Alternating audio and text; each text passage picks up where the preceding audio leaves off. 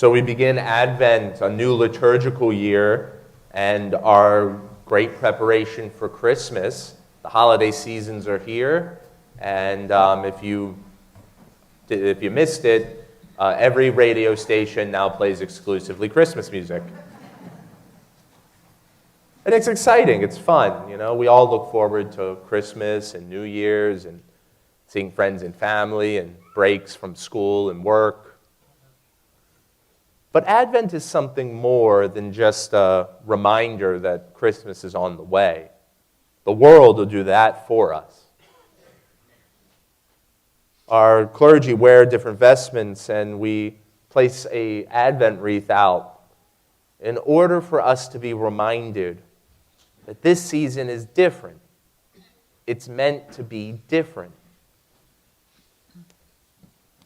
We need to actually prepare for Christmas spiritually. We need to take time.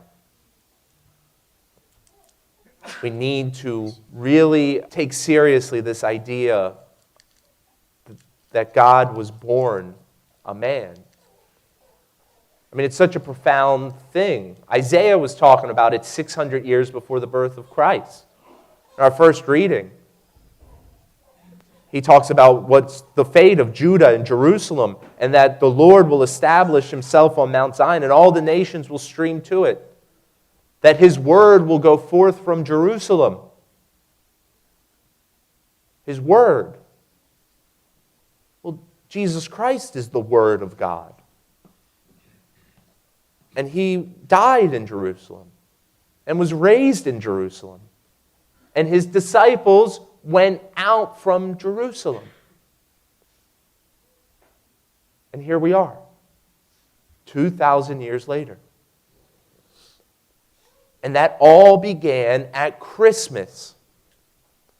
It is such a monumental event that 2,000 years later we still commemorate it.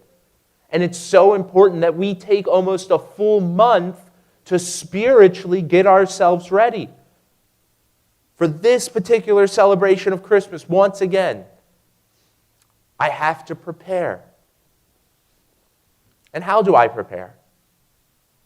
Well, our second reading gives us some clear insight. St. Paul's letter to the Romans. We have to cast off sin. Sin is the problem. We have to push away lust and anger and jealousy and violence and put on Christ's light like armor. How do we go about doing this? Well, it's interesting because our Eastern Orthodox brothers and sisters, it's not confusing to them. They treat Advent like Lent. It's like a mini Lent for them. Penance, prayer, almsgiving. We can go to confession. We can take on some new penitential action, some new form of prayer. We can participate in a new act of charity. But what's clear, brothers and sisters, is that Advent can't look like the rest of the year. Then how can we truthfully say we're taking it seriously? That we're actually preparing for something important? We take all the time and energy to prepare for the material celebration of Christmas, for the parties, the food, the presents. A lot of time and energy poured into that. Do we put any time and energy into spiritually preparing to welcome Christ once again? All that being said, that's one of the major themes of Advent. We have to get spiritually ready to celebrate the incarnation of Christ once again. It's such an important event. But then what's our gospel about? In Matthew's gospel, there's an account of Jesus' birth. Didn't read that. There's plenty of accounts of Jesus claiming his divinity, which is the important aspect of his birth. Has nothing to do with that. Instead, this is Matthew chapter 24. And to fill in the context a little bit, in Matthew chapter 20, Jesus enters into Jerusalem. And all the people, Hosanna to the Son of David, Hosanna in the highest, and they welcome him. And Jesus immediately starts arguing with the Pharisees. He does that for like 2 chapters, just egging them on, embarrassing them. But before the Last Supper, his disciples ask him, you've been alluding to the end times, to the last day, the return of the Son of Man.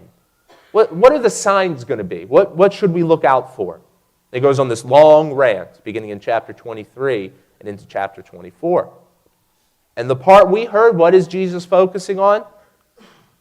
Be ready. That day will come like a thief in the night. Don't be caught off guard. 2 men will be in the field. One will be taken, one will be left behind. 2 women will be at the mill. One will be taken, one will be left behind. That's how it's going to be.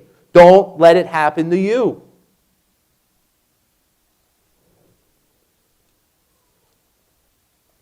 Advent also carries with it the theme of preparing for Christ's return. That we believe as Christians, we believe as Catholics, that Jesus Christ will return to this earth in glory and majesty. And that day will be terrible. It'll throw the whole world upside down, right on its head.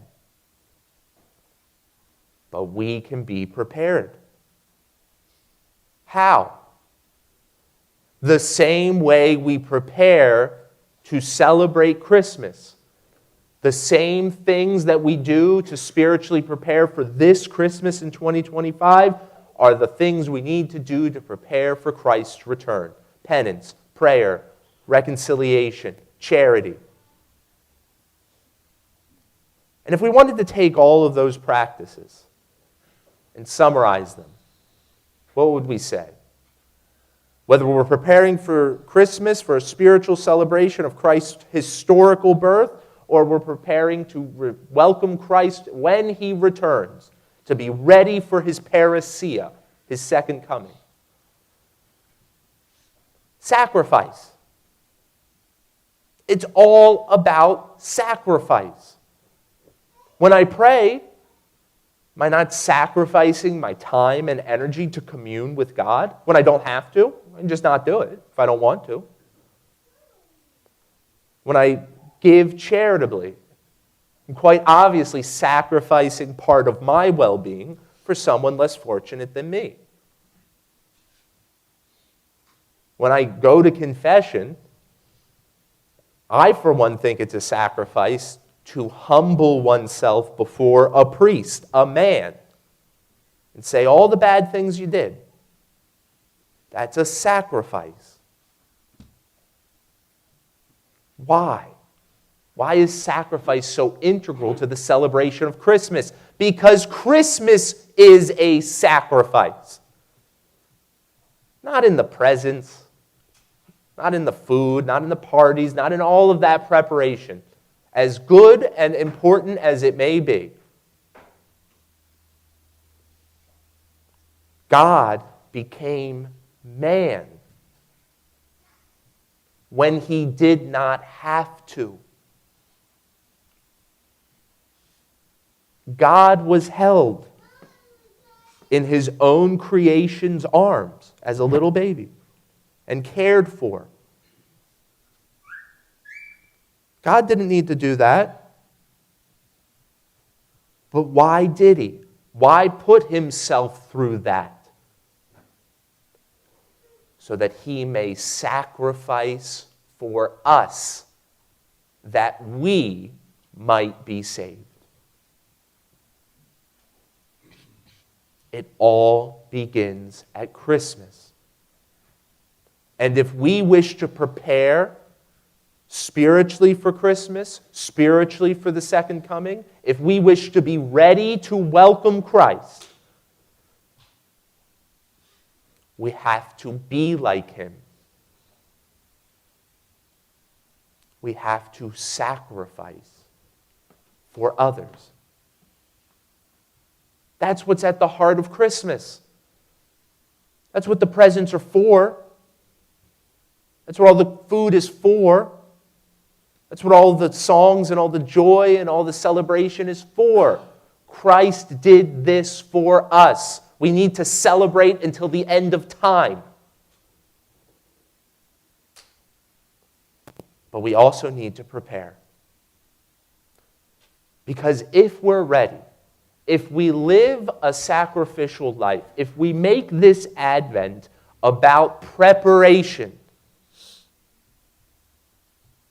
and not about celebrating Christmas early, then when Jesus comes, we won't be taken off guard. We won't be confused. We won't be upset. We'll recognize him coming from far off because we have spent years getting ready. And we'll see in him that which is already in ourselves, that which he has already given us. And we'll be able to stand tall and welcome him. Christ came to earth so that we might live. God became man so that we can have life with him. God laid down his Son's life for us and then brought it back again. He has promised us the same, but we have to be ready. Let's use this Advent as an opportunity to prepare.